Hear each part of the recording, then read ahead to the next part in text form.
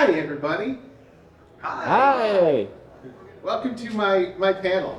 This is in my, it was actually the first in my series of Connections panels, but I'm redoing it. My Connections panels are about the connection between U.S. media and Japanese media and how they cross-pollinate. Last year at Ushicon, I did one called How a Movie from the 1940s Created the First Magical Girl Anime, which basically, there were two, quick rundown. There were two movies in the there's a movie in the 1940s called I Married a Witch. There's a movie in the 1950s called Bell, Book, and Candle. They're both about guys marrying witches, which inspired the television series from the 1960s called Bewitched, which inspired a manga writer to create a manga called Witch Sally, which was not the first magical girl manga. That would have been Princess Knight. However, it was the first series to get adapted to a TV series to create the magical girl genre, even though it wasn't quite the magical girl genre we know today. Another great example of how we can look at these connections is G.I. Joe created the Transformers. G.I. Joe was back in the 1960s and 70s, was a 12-inch action figure with multiple articulations and came with all kinds of weapons. A company in Japan called Takara bought the rights from Hasbro and brought it to Japan. However, soldier toys weren't exactly super popular, so they turned it into a figure called Henshin Cyborg, which was cool because you could put him in all kinds of different outfits, and he was like this clear dude with all kinds of robot parts inside. Then they came into a problem. They can't make vehicles for a 12-inch figure. They're just too expensive. So they shrunk him down and created a line called Microman. Microman were about yay tall, and you could put them in all kinds of little vehicles. Then they decided, well, what happens if we just don't have a guy in the vehicle? So they created lines like Diaclone, which technically had little tiny guys inside of them, but they were pretty much superfluous. And then they took those Diaclone toys to a toy show in America, and Hasbro took one look at them and were like, dude, we could do something with those. And that's how Transformers was born, through the cross-pollination of Takara buying a toy from Hasbro, revamping it, reiterating it, and then selling it back to Hasbro. So that brings us to our topic today. How did Spider-Man give the Power Rangers a giant robot? It all starts with Marvel Comics, who I really don't think I need to introduce anyone to, considering that they pretty much dominate the entire box office these days. In the 1960s, they created Spider-Man, who first appeared in Amazing Fantasy number 15, written by Stan Lee and Steve Ditko. In the process, so Spider-Man became a big hit. Meanwhile, over in Japan, they had a giant robot movie. It was huge. Giant robots everywhere.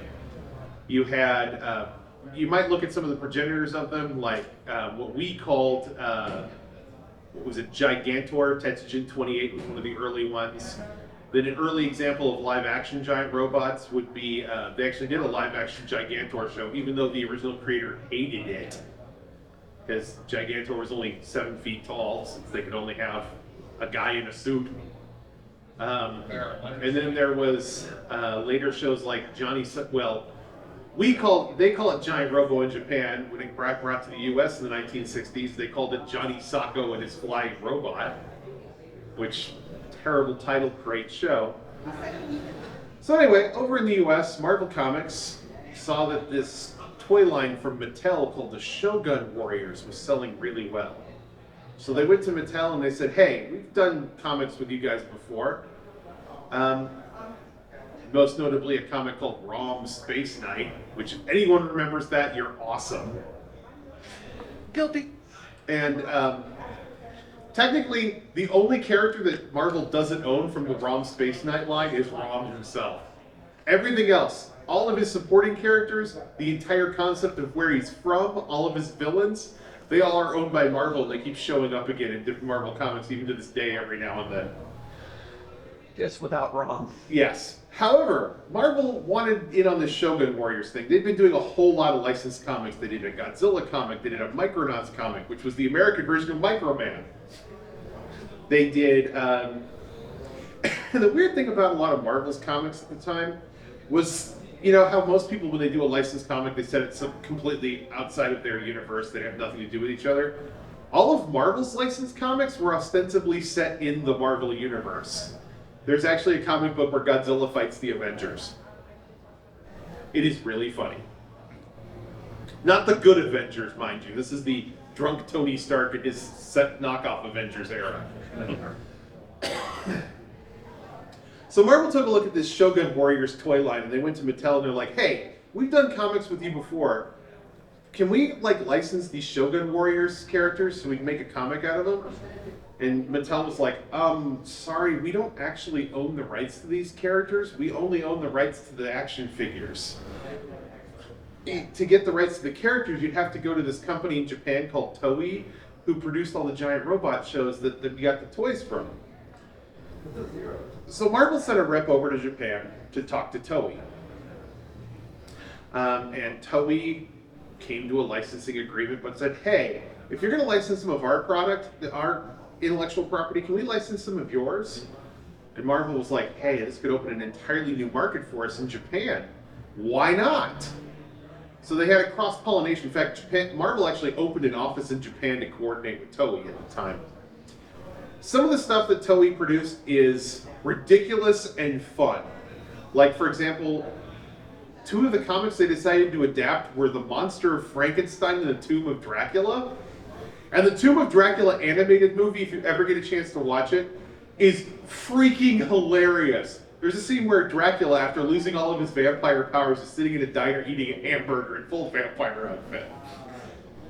Also, the dubbing on the American version of that movie was done by the people who would later go on to make Robotech. And the voice actors are all the same. It is so funny listening to Rick Hunter as Dracula.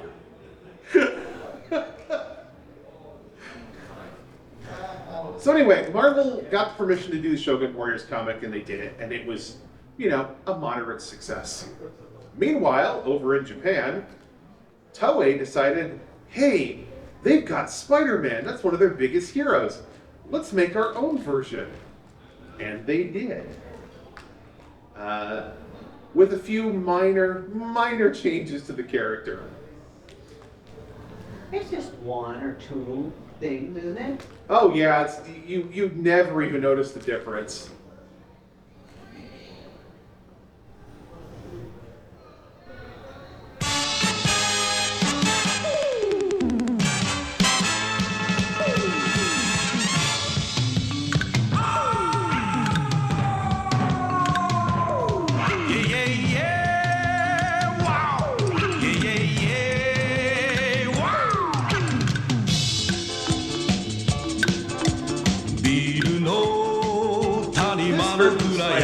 Motorcycle race too.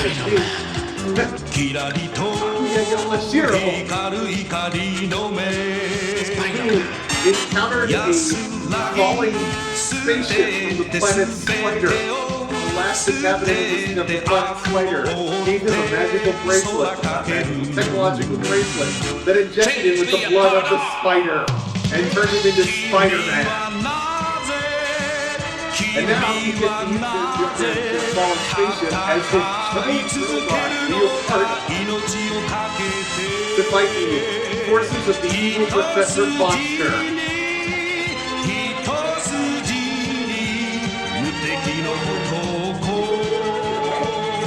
Spider-Man. It's just like American Spider-Man. Spider-Verse number what? Spider-Man. 7? Well, he does show up in the Spider-Verse. Yeah, Spider-Verse now. Yeah. And if you watch the first Spider-Verse movie, one of the things Miles Morales is sketching is Leopard on at one point. Yes. Oh, I missed that. I watched that, I was like, where is it? Where is he? He should show up in the next one. They promised us if they made a sequel, he was gonna show up. So anyway, Marvel opens their office in Japan, and the guy in charge is a guy named Gene Pelk. And so he starts licensing Toei stuff to bring to the US. They couldn't really release the Japanese Spider-Man show in the US as it was, because it was just too different from their Spider-Man, and they didn't want to confuse the market. So they made their own Spider-Man TV show in the 1970s, which in comparison is really bad. I'm sorry if you like the Hammond Spider-Man, but it's Oh, yeah. really bad. So they actually started co-producing stuff with Toei. And one of their ideas was, because Spider-Man was a success, they wanted to take one of the other Marvel properties and turn it into a show. And what their idea was a show called Captain Japan and the Avengers. But, you know, they threw it to some workshopping, they thought about it, they're like, well, what can we do with this? And then something else happened. Something a little bit weird. A movie from the United States hit big in Japan, just gigantic, and changed the entire idea of what they were going to do with the franchise. That movie had nothing to do with superheroes. It was a film called Saturday Night Fever, Yeah. which was about disco dancing. Who's ever seen Battle Fever? So they changed the name of the show from Captain Japan and the Avengers to Battle Fever J.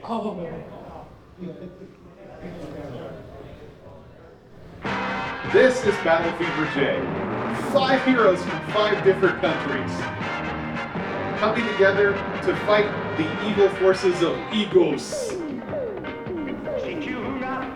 Battle Japan, Battle Cossack, Battle France, Battle Kenya, Miss America. Miss America is actually a 1940s Marvel superhero. They just copied the design without really making any changes, and it looks terrible. Battle France is a hairdresser. I'm sorry about that, Kenya. There's nothing I can do about that. A wild Kenyan man. Who apparently Japanese? Yeah, apparently he was a Japanese man raised in Kenya. Yeah. And one of their big innovations here was they carried on the giant robot from Spider-Man because it was such a big deal. It sold so many toys. In fact, fun fact, in the United States, before anybody knew what it was, you could buy a toy of Leopardo. Bandai released a line of figures called Godaikin in the United States, which is a predecessor to the modern, what do you call them? The super high-end die-cast figures Bandai makes. Forget what they're called off the top of my head, but they're really awesome. They're like $300 a pop, but they're like the best versions of those action figures. Perfect Great Gunmans? No, it's something else. They do them in everything. They've done everything from like Mazinger Z to Evangelion. It's like Cho. Sideshow Collectibles? No, it's a CHOU. Cho. Crap, I can't remember off the top of my head, but they're awesome. So anyway, they released a bunch of those in the US with no context whatsoever. A bunch of the figures they'd done as Shogun Warriors, and they threw in Leopardon because they wanted to see if it would sell. They were super high-end figures. You could buy them at like FAO Schwartz in the 80s, but they were really hard to find them in the US. But you could get them if you lived in New York or Los Angeles.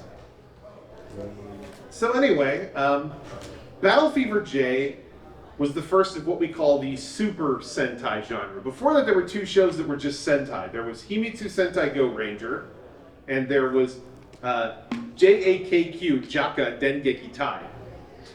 Now, Himitsu Sentai Go Ranger was immensely popular. It lasted longer than any other Sentai series ever, 86 episodes. However, its follow-up Jaka got canceled before it finished its actual run, so they had to cut it short. Because it didn't click. It was too dark to start with, and then when they tried to change everything halfway through by adding a new, lighter hero, it never really caught on. So they kind of gave up on the Sentai genre, and that's when they made Spider-Man. So then they made Battle Fever J, and that was a massive success. So like, well, what can we do next? So they created a show called, it was Denji-Man was the next one. And Denji-Man was your 5 color-coded heroes, all from Japan. Yeah, and then they did a direct sequel to that one in 1981 called Taiyo Sentai Sun Vulcan, which only had 3 heroes. Who, by the way, I just want to show you the opening to Sun Vulcan because it's actually one of my favorite Sentai openings ever. The theme song is so great. But also, the guy who says he's a panther, that's not a panther in the background. You'll see what I mean in just a second. Yeah, they're the only team that started with 3 and never added any more. I know, it's great.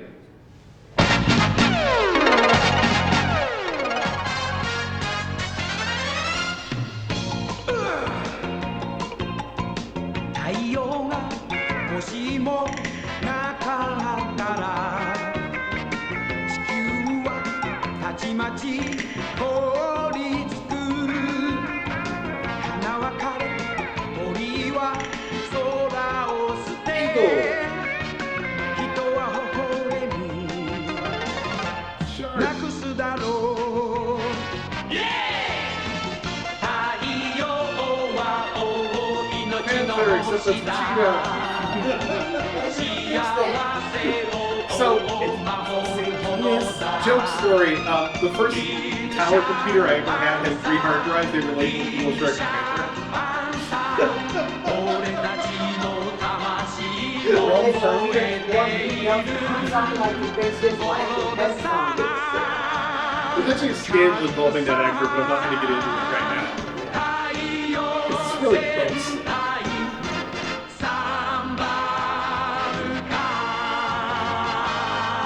So you see, they also had a giant robot, which was a big deal. However, theirs was the first giant robot that combined. So now we've added combiners to this melee of things. So that takes us to 1982, which was Goggle 5. Good show. And right after Goggle 5, Marvel decided they were going to drop their deal with Toei. They're like, well, we're done. We really can't use these shows. We thought about it. We brought them over to the US. Stan said no. And so we're kind of just dropping our partnership. So they went their separate ways. And then came 1983. I adore this show. I did an entire, I run a Sentai blog online, and I did a live blog of every episode of this show as I watched it. And I am absolutely in love with this show. This is 1983's Agaku Sentai Dynaman. Science Squad Dynaman. Fun story about Dynaman. It originally did not start out as Science Squad Dynaman. It was supposed to be Yaku Sentai Dynaman, which is why their outfits still kind of look like baseball uniforms, because Yaku is baseball in Japan. But they changed it to Science because they figured that would be more popular.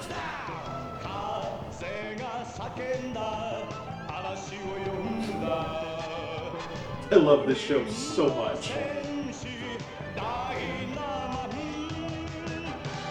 Dinah Pink is kind of my idol. She's just... her actress is so good. And shows up as a villain later in another show. We'll get to that later. She was also in 1980's Ultraman 80. She played the female Ultraman who shows up at the end of the show. Ultraman Yulian. Ultrawoman Yulian.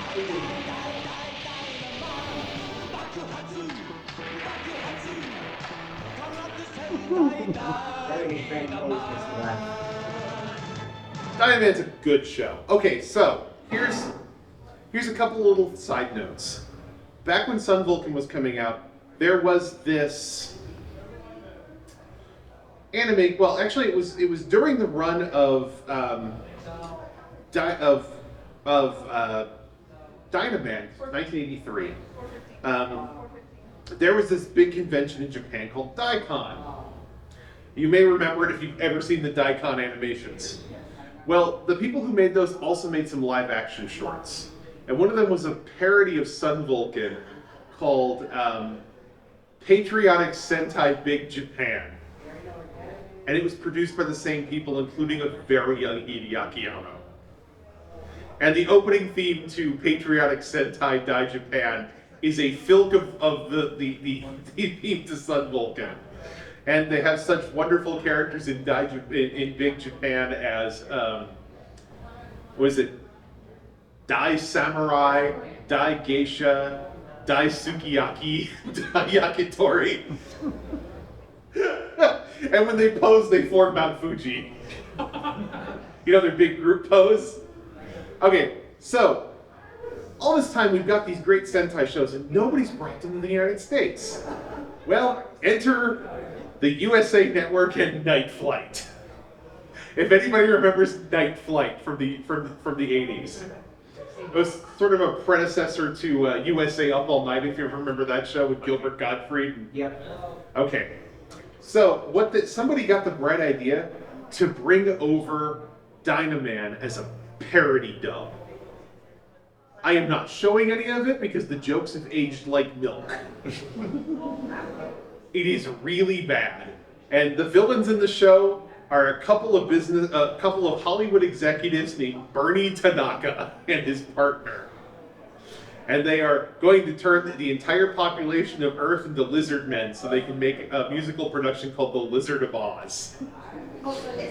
And they are opposed by the Dynaman team, which includes such wonderful characters as Slow Jin, the slow-thinking cowboy, and Marksman, who always talks like this.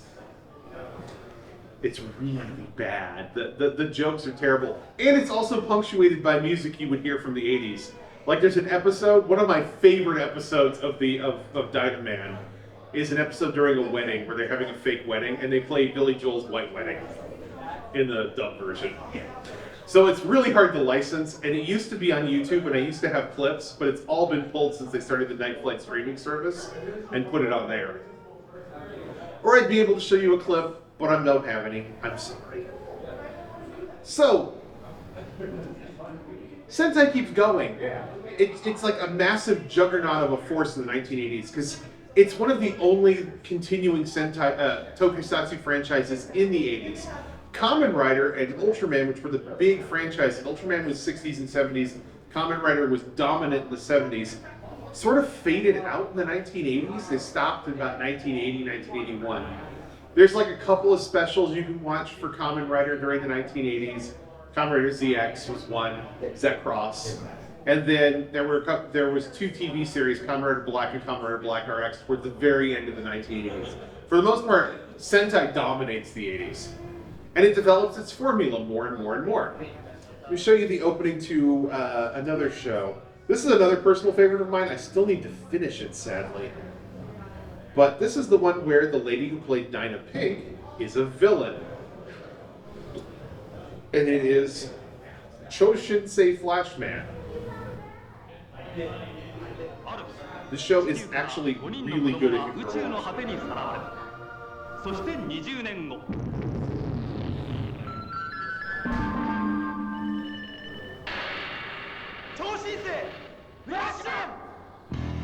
It's also one of the shows that didn't have the word Sentai in the title. That and Shodenji Bioman. Yeah.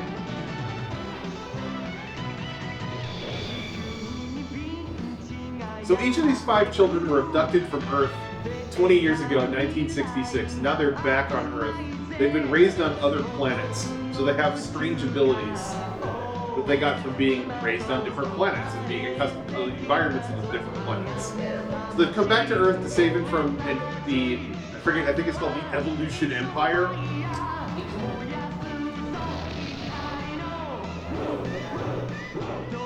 And so they also want to find their parents.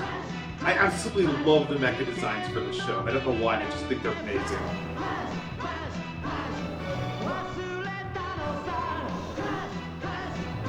They come across a small problem though. Because they were raised in alien environments, they can't survive on Earth anymore. They have 1 year to accomplish their goal, or they're all going to die from being in Earth's atmosphere. So they can't ever truly go home for real. That's kind of a really tragic way to do things, but Reconstructive Empire Mess, that's what it is. We get to see her? No, unfortunately. She plays a cat lady in this series. So anyway, Sentai chugs along, gets into the 1990s, and almost gets canceled. The guy in charge of Sentai from, I think it was Bioman to 5-Man, was Hirohisa Soda. He was the chief writer of all the Sentai series. He was the guy in charge of the franchise. And he started out really strong, and everyone loved his writing and thought he was fantastic. He basically shepherded the series through most of the 1980s. But his writing started getting really stale. And everything started seeming very samey, till he got to 1990. And he had one last chance with a show called Five Man, and it was it. So they're like, well, we're going to hire a bunch of new people, some of the younger people in the studio. We'll put them together, and we'll get them to do this one last hurrah, which was the series Chojin Sentai Jetman. Like I showed you earlier before we started the show with the Jetman exercise program, which was great. Let me show you real quick, one more time on Jetman. This was a episode preview for Jetman, which was loosely based on a 1970s anime called Gatchaman.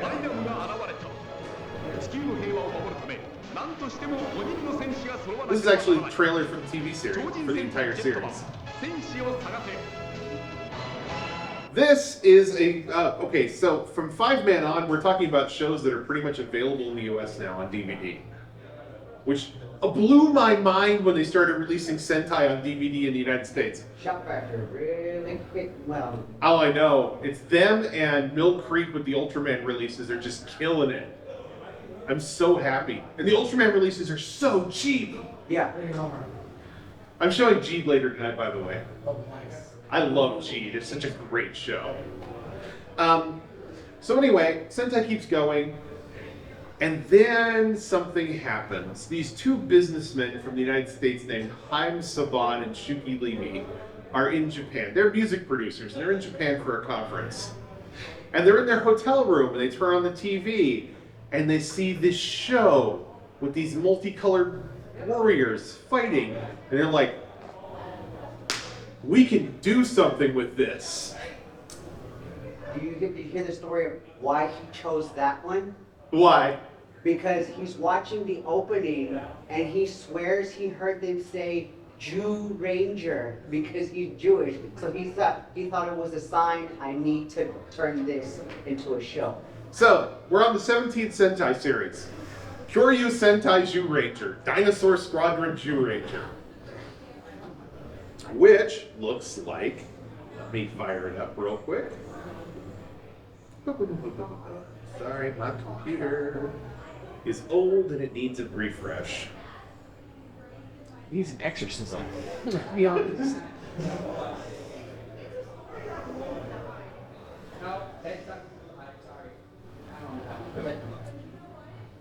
Come on, you can do it.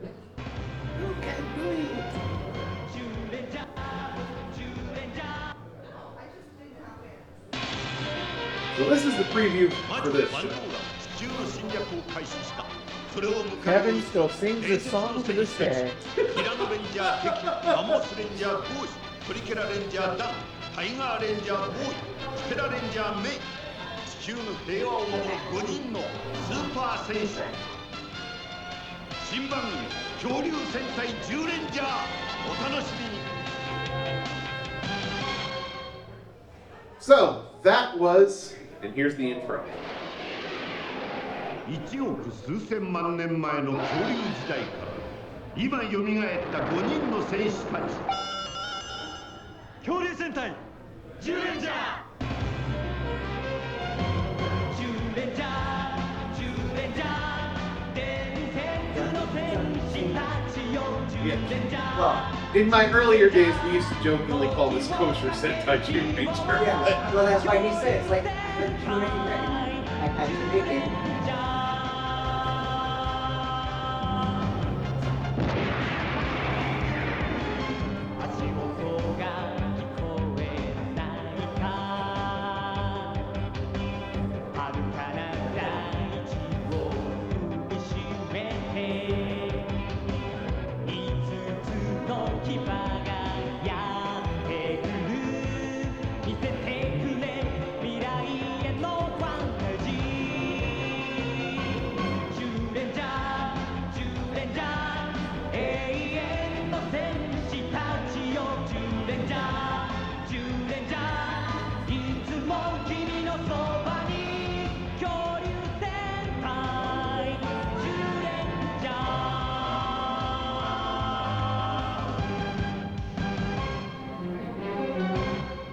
Weirdly, this wasn't the first show actually chosen to be Power Rangers. The original show they picked was Bioman, but the footage looked so awful together with their digital stuff later, because Bioman was made in 1984, and this is 1992. Yeah. And they're like, eh. Toei was originally kind of resistant to give them Jetman. They said no. But they would give them Zyuranger. Because they're like, Sentai's come back, but it's still not a big thing. We don't really care. Here. And so they brought Zyuranger to the United States and started chopping bits of it off. Because here's the plot of Zyuranger in a nutshell. 170 million years ago, the evil witch Bandora made a deal with Satan after her son got stepped on by a Tyrannosaurus Rex for messing with its eggs. She killed off all the dinosaurs using the dark power of Die Satan. And these Zyurangers, who were these 5 warriors from 5 different tribes, united, well, technically 6, there's a 6th character, united to fight her off and seal her away and send her to the planet Nemesis. Stupid humans in the year 1992 send a space shuttle to the planet Nemesis where they accidentally set her free. She comes back to Earth determined to avenge herself and kill everyone, especially children, because she hates children. So, okay, first of all, you can't have a satanic witch threatening children on American television. It's crazy as the 90s was now. So they changed her to Rita Repulsa, who's just this evil lady who's been sealed in a dumpster for 10,000 years. And now she's free after someone sends a space shuttle to another planet. Now she's come back to Earth, she's going to destroy Angel Grove unless Zordon can assemble 5 teenagers with attitude. And attitude apparently means they're the nicest, least complicated, problematic teens in the entire world. These kids with attitude. They have no attitude. And brings them together to form the Power Rangers. Meanwhile, in Japan, the Power Rangers are these people who've been in suspended animation for 170 million years and wake up in the modern world with fashions that look completely ridiculous and try to adjust. Also, in Japan, the Yellow Ranger was a boy named Boy. So they had to fix that for the United States version because they needed more girls. Which, not going to argue that point. I do appreciate Sentai with more than one female character. Although some of my favorites only have one, or none. Sun Vulcan has none. No. Huh? Yeah, no. None. Sun Vulcan has 0. And then you get to a series like, what was the most recent dinosaur Sentai? It was actually really good. Rear Soldier. Ryu Soldier had 1. If you don't count her mentor, who was awesome. And also played Sailor Moon in the live-action Sailor Moon series from 2003. Which, by the way, if you've never seen live-action Sailor Moon from 2003, it's freaking amazing! Once you get into it. The Dark Ami Saga, I showed that at Okashicon last year, is one of the best bits of live-action I have seen in ages. It makes me so happy. Although I know people who will not watch it. I think you gotta have it like glittering or something, like. I mean, at first when people see the cat or Luna, it's just like, that's just the mono. That's just the little monita, stuffed animal. And it's just like, did they just pick it off the Yes, probably. They'd be like, look, here's this toy. Bang. But you know what? It works for the live action series because having a talking cat, as was proven by the 90s Sabrina the Teenage Witch show, it's really hard to do convincingly. Yeah, Salem was awesome. Yeah. Totally off topic, but you know why Salem doesn't show up much in Chilling Adventures of Sabrina? I don't. The actress is allergic to cats. Who played Sabrina? That's sad. That is.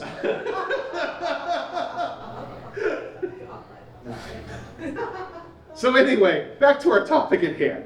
So, Haim Saban and Shuki Levy create this show, and they release it on TV.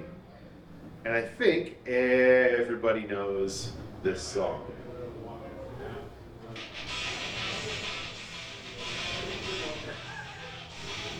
This is the extended version.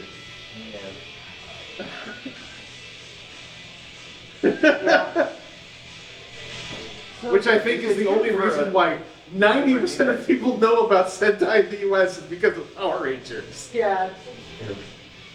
But it's still so cringeworthy. Do you remember when we went and saw the Power Rangers movie in the theater? Because I think we saw the original together and then we went and saw Turbo. We went to Turbo just to make fun of it. We wore MST3K shirts and sat in the front row. Because we knew it was going to be shit. Oh, so Yeah. bad. I mean, they went with Power Ranger. God, okay. Car Ranger, if you watch it in its original context, is hilarious. That show is funny. Also, Zonette is hot. I am not going to lie about that. She is gorgeous. Remember the first episode, like the characters, the evil characters are going around like, hey, you know, you probably shouldn't be looking at her butt like that. Yes. Well, he was trying to lick it. Yeah.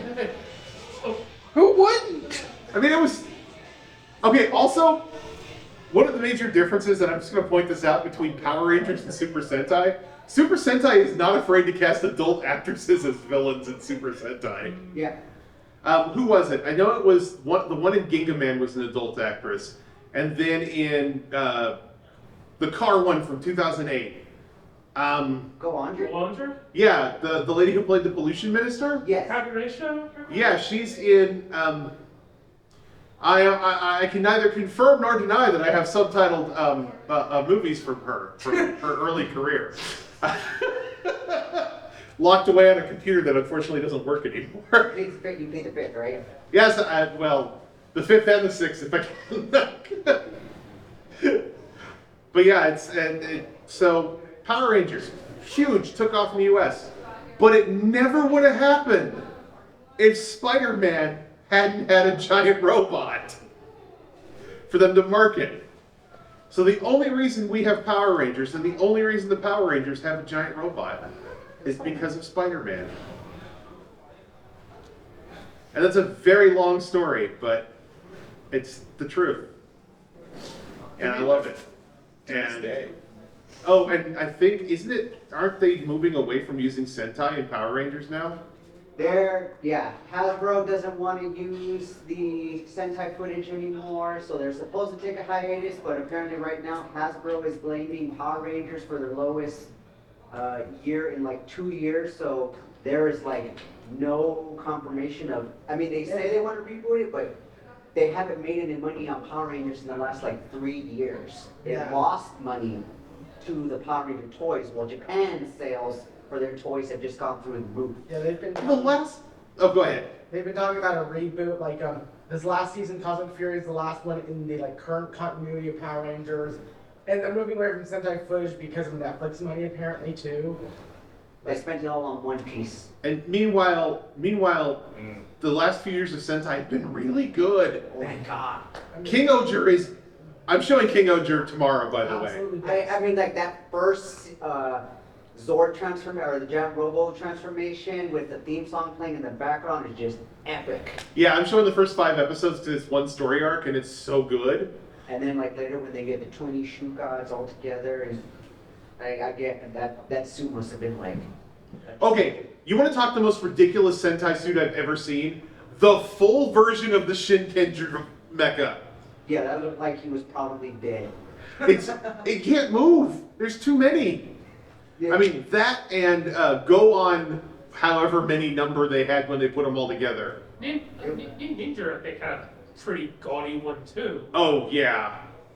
When Ninja gets their full robot all together, that's Yeah. pretty gaudy. I mean, yeah. They've I got mean- more complicated over the years, but a lot of them look really good. I mean, even Q Ranger, when they were all together, wasn't that gaudy. No, and there was 12 members of that team. Technically 13. Yeah, Commander. Yeah, I mean, Commander.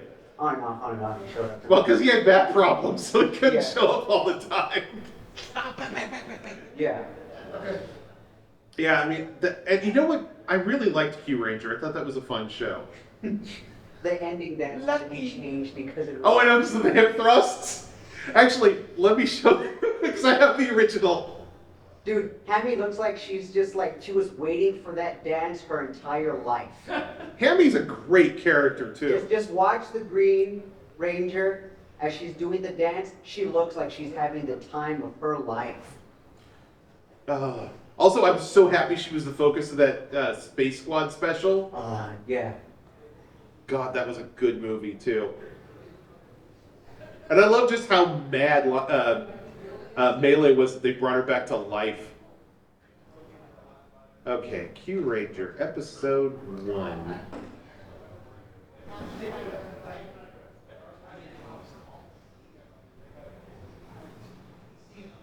It's time to change! スターキャッチ配信よっしゃラッキー眩しくキュレンジャー You know, the X6 belt is still the only contract belt I hold. 本当にさ信じられないんだよちょあれ見てみ見てみ Gonna need to double check.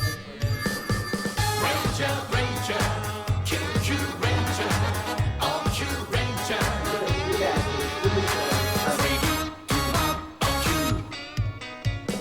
Ohio, お日様、お日玉、眩しくてこりゃたまらん。はいはいはい。 Okay, it's not bad so far. Right here is what I'm complaining. ラのラキラキキュー玉。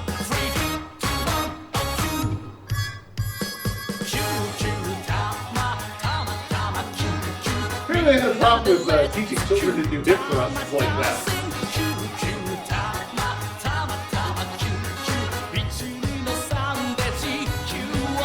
This show's never been adapted, has it? No, they took the story from Cosmic Fury that they did in the computer. Oh, so it's a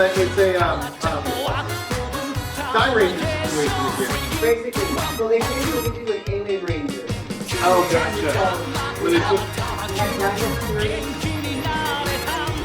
Dino Fury, and then they just did 10 episodes of Cosmic Fury, and they created their own original suits, which a lot of people said looked like they came off the set of Shazam.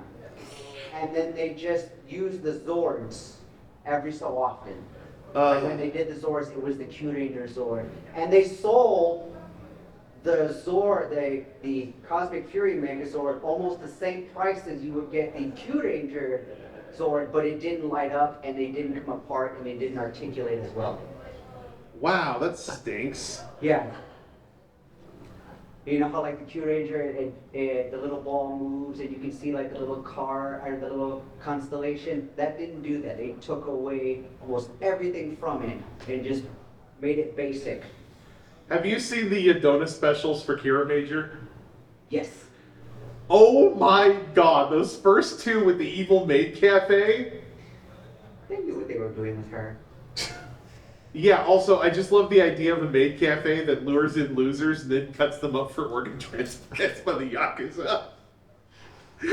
Again, Sentai can go places that Power Rangers never did. Well, yes, especially with that one. No, we're still good. We're still talking.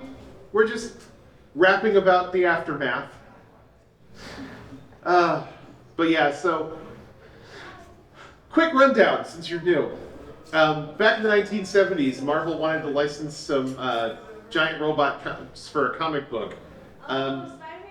Yeah, well, no, they wanted to license the Shogun Warriors from Mattel for a comic book in the US. Mattel told them no, that's owned by Toei Company. So they went to Toei, so Marvel went to Toei and said, can we borrow your giant robots to make a comic book out of them?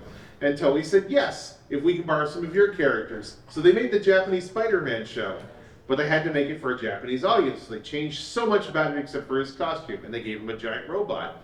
The giant robot became so popular they put it into their Sentai franchise, which is the multicolored hero shows, to create Super Sentai. Further down the line, because the robots were so popular, they kept making more of them and more of them and more of them and made them combiners and transformers and all kinds of cool stuff that you could do with giant robots. So 17 series later, in 1992, a couple of Americans went to Japan and saw this show on TV and decided, hey, we can bring that to the United States, chop out all the Japanese stuff, put in American actors, and we've got a show. That's how Power Rangers was born. And it never would have happened if it hadn't been for Spider-Man and Marvel Comics deciding they wanted to make a comic book out of a Mattel toy. Did you, as the part where Stanley tried to market Sentai to the audience in Sun Vulcan? Yeah, it didn't work.